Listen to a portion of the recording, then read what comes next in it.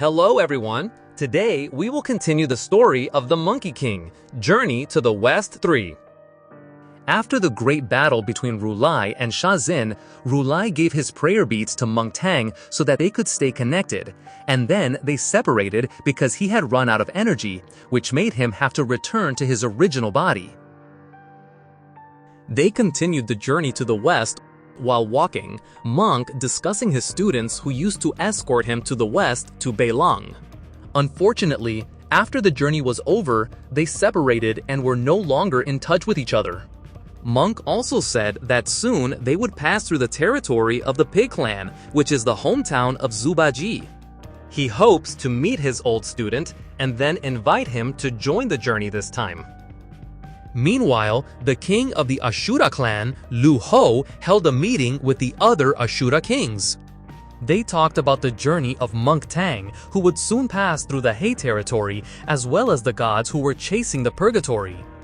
The leaders of the Asura are indeed the sworn enemies of the heavenly kingdom, and they plan to use this moment to attack. Monk Tang and Bai Long turned out to have arrived at the hometown of Bajie, continuing his story. As he remembered, Bajie was the heir to the throne of the Pig Clan, which he should have claimed after the journey to the west. Now, he has become a king in this place, but not according to their expectations, as they met Bajie on the road, who was being bullied by other residents. When he saw Monk Twang, he was scared and immediately ran away. It was revealed that Bajie was not the king of the Pig Clan here, but lived alone, which seemed very simple. He then recounted the events in the Sky Palace 16 years ago. In that incident, Bajie also received an attack from god Shazin, who broke his fangs, even though for the Pig Clan, fangs were the greatest pride. Of course, when he returned home without his fangs, he was immediately cursed. He was branded a loser. This made his confidence disappear, and he lived as a midfielder, usually alone. Meanwhile, young Lex, the younger brother of Bajie, quickly advanced as the leader of the Pig Clan, became the ruler of the city, seized weapons, and held his wife hostage in the palace. Since then, Bajie has lived very sad days. After listening to all that, Monk Twang tried to motivate Bajie to restore his confidence and then invited him to fight to save his wife. That night, the four of them went to young Lex's residence, but they were immediately attacked by the Pig Clan troops. The fight was unavoidable. The fighters from the Pig Clan were very strong, and their numbers were very large. Bai Long also looked very exhausted facing them. Plus, again, young Lex also had extraordinary strength. He wraps natural energy, which makes his strength increase many times over. Even with his dragon power, he had no chance of winning at all.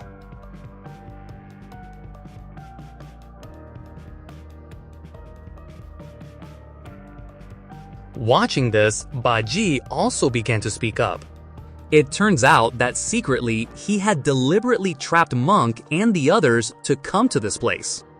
He had made a deal with young Lex to provide purgatory, which would be exchanged for his wife. Suddenly, everyone was very surprised and very disappointed. But Bajie repeatedly begged young Lex not to hurt anyone, but young Lex broke his promise. He also intended to eat Monk Tong's flesh.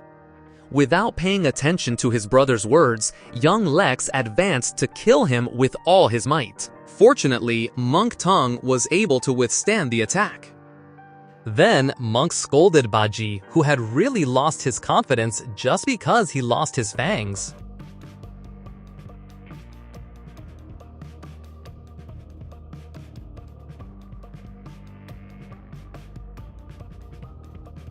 Only after seeing the sacrifice of his master, Bajie's spirits slowly began to rise. He was very angry because his younger brother had gone far beyond his limits, seizing the throne, his wife's weapon, even hurting his teacher.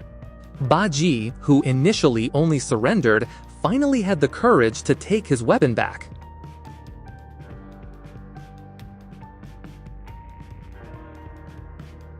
It turned out that all this time, Bajie had always looked down on himself because his fangs were never growing.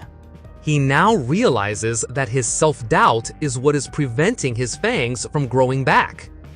Thanks to the motivation given by Monk, Bajie gets back his self-confidence and then absorbs natural energy to enter the strongest form, succeeding in growing the fangs that are his pride. Finally, Bajie also has the courage to challenge young Lex to a one-on-one fight, and with his current strength, he manages to defeat his younger brother at the peak of the fight.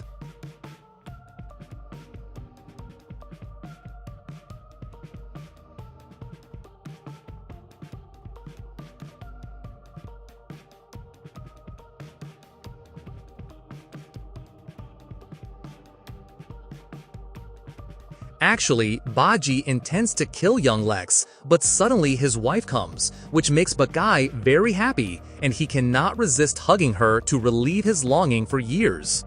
Unfortunately, once again, he has to swallow the bitter reality, because it turns out his wife is hiding a knife and intends to kill him. From here, it is revealed that his wife is not actually kidnapped. From the start, she has been having an affair with young Lex because she cannot stand Bajie's attitude, which she thinks is childish, selfish, and very annoying. Of course, Bajie is very shocked to hear the bitter words from his wife. He then gets angry and raises his weapon to finish off his wife, but he does not have the heart to harm the woman he loves so much. With loud sobs, he rushes to run away from that place.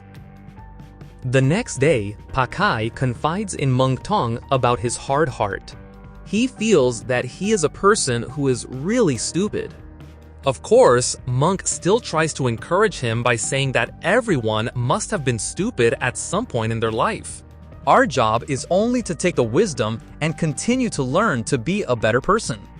Hearing that, it seems that he quickly begins to accept himself, seen with laughter when remembering that there are many beautiful women who want to marry Monk Tang. In short, Monk Tong also asks once again if Bajie is willing to come on this trip.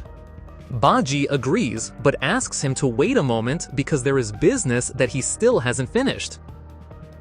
It turns out that he comes to meet his brother and his wife, but if Bajie has been able to accept it, he actually prays for them to be harmonious and always live happily.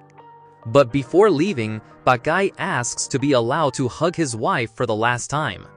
After giving his last hug, he laughs out loud and immediately leaves to follow the group of monks who have been waiting for his arrival. Meanwhile, in a garden of the Sky Kingdom, the Emperor of Heaven is seen to be very upset after knowing that God Rulai is still alive. We are then taken to a flashback to the past, remembering the incident when the god caught the Emperor of Heaven who was absorbing energy from the purgatory. Rulai opposed him. Then, he seized the purgatory using his full strength, which made their fight unavoidable and intense. He was determined to uphold the truth even though his life was at stake, until finally he managed to take it even though he was seriously injured. Now, after knowing that Rulai is still alive after the fight and has started to move, the Emperor of Heaven could not stay still.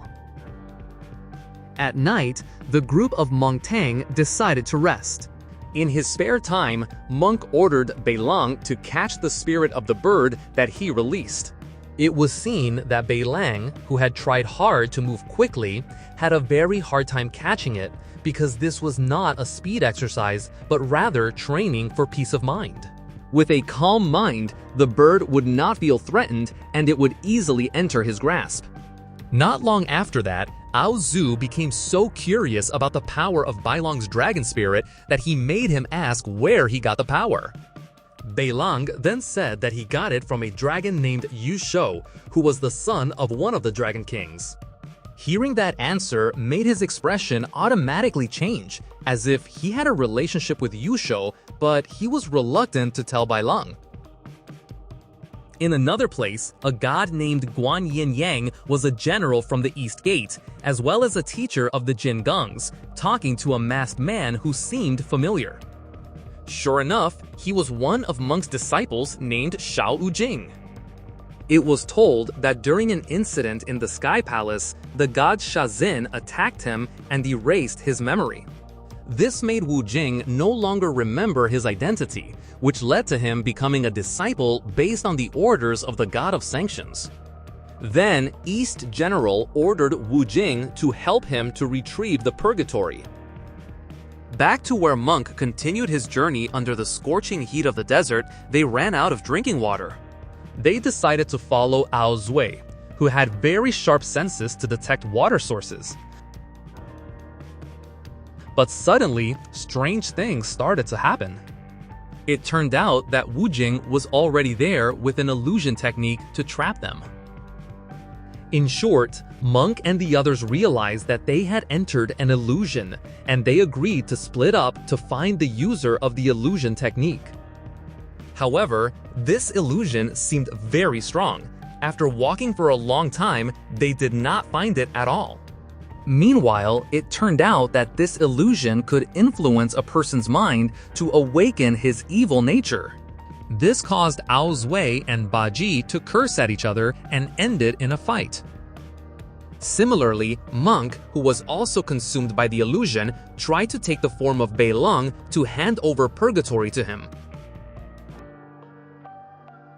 Fortunately, after seeing the light from purgatory, he managed to escape from the influence of the illusion. Until finally, Wu Jing showed himself because the illusion could not last long. He decided to use the second plan, which was to use physical attacks to seize purgatory. Beilong, who had a very hard time facing it, struggled because Wu Jing's ability to turn his body into sand made him untouchable. Additionally, his basic strength as a glass sand controller was very advantageous to fight in a desert like this. Beilong, who was already very pressed, finally began to understand how the power of the dragon spirit worked and managed to use it to defeat his opponent.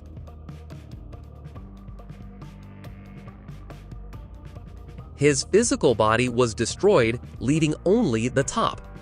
He was then sealed by Monk into a bag, and slowly the illusion began to disappear, causing Bajie and Ao Zui to stop fighting. After that, Monk Tong began to recite a spell to try to reopen the memory of Wu Jing. This process took quite a long time, so he could not be disturbed at all. Unfortunately, East General suddenly appeared, who had been waiting for that moment. He then ordered his Jinggang members he brought to attack Monk.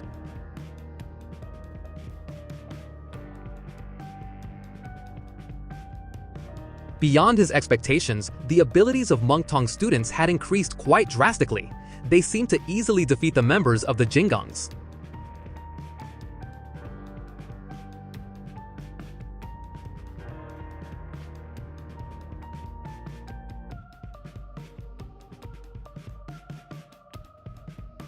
So, there was no other choice. East General also intended to complete this task with his own hands. Not only physical changes that became the reddish power, accompanied by a significantly increased speed, but made Monk's side had no chance of winning at all.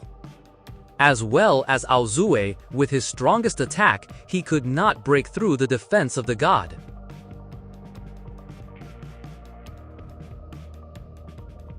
At the same time, Monk Tong was trying hard to awaken and restore the memory of watching. It was shown that the cat was trapped in his subconscious, feeling that he had been asleep for a very long time. He immediately ran to find the way out because he heard a familiar voice that kept calling his name.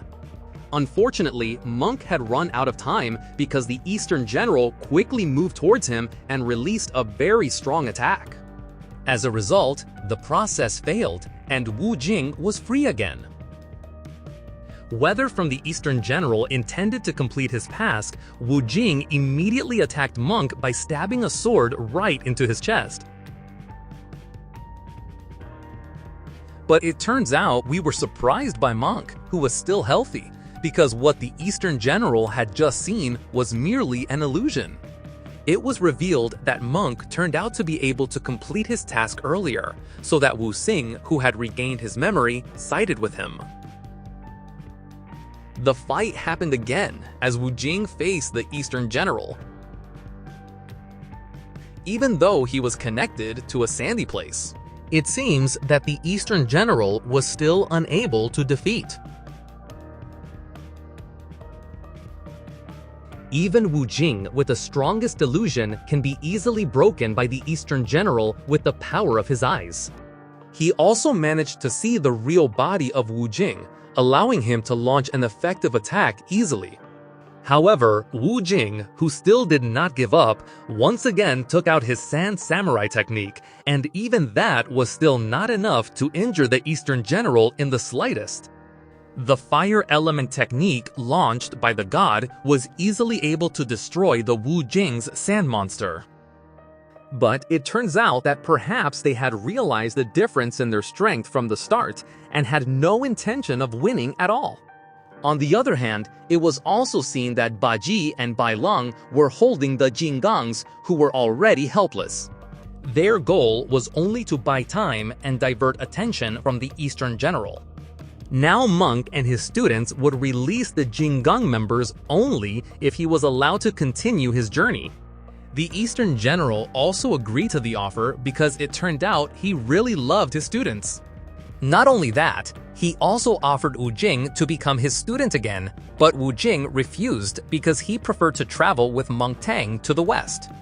Before leaving, he paid his last respects and thanked him for his education over the past 16 years. After that, they agreed to continue their journey. In the middle of the journey, Wu Jing revealed the secret of the gods. He heard something during his stay in the Sky Palace regarding the soul of Sun Wukong, who is still alive even though his body has been destroyed. The gods sealed his soul deep in the ocean. If his soul is released, he should be healed and reborn. Hearing this, they agreed to go to the South China Sea to save Monkey King, who was sealed there. Thank you for watching my videos, and if you like my videos, please like and subscribe. I'll see you guys in the next episode.